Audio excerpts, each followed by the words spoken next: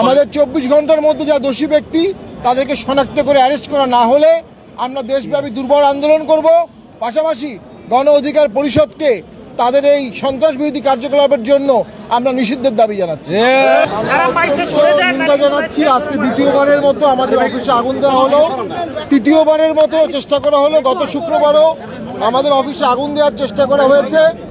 আমরা সেই আগুন দেওয়ার সময় সেনাবাহিনী এবং পুলিশ যৌথভাবে সে আগুন দেওয়া প্রতিহত করেছিল। আমরা মনে করি আজকে আমরা সেনাবাহিনীকে এখানে কাম্য ছিল। আমরা মনে করি এই সমস্ত ঘটনার জুডিশিয়াল এনকোয়ারি প্রয়োজন ছিল। এই ঘটনার আমরা বিচার বিভাগীয় তদন্ত দাবি করছি। পাশাপাশি সন্ত্রাস বিরোধী আইনে যেসব দল সন্ত্রাসী কার্যক্রম করে, গণ অধিকার পরিষদ আমাদের অফিসে আগুন দিয়ে সন্ত্রাসী কার্যক্রম করেছে। আমরা সন্ত্রাস বিরোধী আইনে গণ অধিকার পরিষদের নিষেধাজ্ঞা চাই। আমরা মনে করি এই দলটি রাজনীতি করার অধিকার হারিয়ে ফেলছে। আমাদের যে আরপিও আছে, আরপিও অনুযায়ী এই দলকে নির্বাচন কমিশন থেকে ব্যান করা উচিত। এবং বিগত সময় আমরা দেখেছি যারা মব করতে এসেছিল তাদের বিরুদ্ধে সরকার কোনো পদক্ষেপ নিচ্ছে না।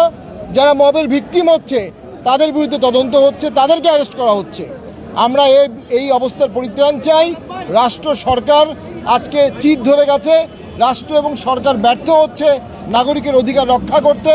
আমরা এই পুরো ঘটনার বিচার বিভাগীয় তদন্ত কামনা করি এবং দোষী ব্যক্তিদেরকে 24 ঘন্টার মধ্যে অ্যারেস্ট না করলে আমরা দেশব্যাপী দুর্বার আন্দোলন করে দেবো ইনশাআল্লাহ।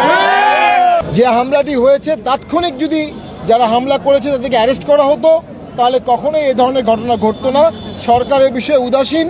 সরকার চেয়ে চেয়ে দেখছে আর মপতন্ত্রের রাজত্ব চলছে। মপকারীরা মপ করে যাচ্ছে। সরকার এই চেয়ে চেয়ে দেখার কারণে আজকে মানুষের জীবন সম্পত্তি আজকে হুমকির সম্মুখীন হয়েছে। সরকার দায় এড়াতে পারবে না। আমাদের 24 ঘন্টার মধ্যে যা দোষী ব্যক্তি তাদেরকে শনাক্ত করে অ্যারেস্ট করা না হলে আমরা দেশব্যাপী দুর্বল আন্দোলন করব। পাশাপাশি গণ অধিকার পরিষদকে তাদের এই সন্ত্রাস বিরোধী কার্যকলাপের জন্য আমরা নিষিদ্ধের দাবি জানাচ্ছি। আমরা দেখতে পেরেছি গণ অধিকার পরিষদের নেতৃত্ব তারা ব্যানারে হামলা হয়েছে, সেখানে অন্য অনেক দলের লোক থাকতে পারে, কিন্তু ব্যানারটা গণ অধিকার পরিষদের ছিল। আমরা পুলিশের ভূমিকা আমি মনে করি যথেষ্ট ছিল, কিন্তু পুলিশের পাশাপাশি আমার মনে হয় এখানে সেনাবাহিনী থাকলে হয়তোবা তারা এটা প্রতিহত করতে পারত। পুলিশের জলকামান আসতে আসতে তারা আগুন দিয়ে দিয়েছে।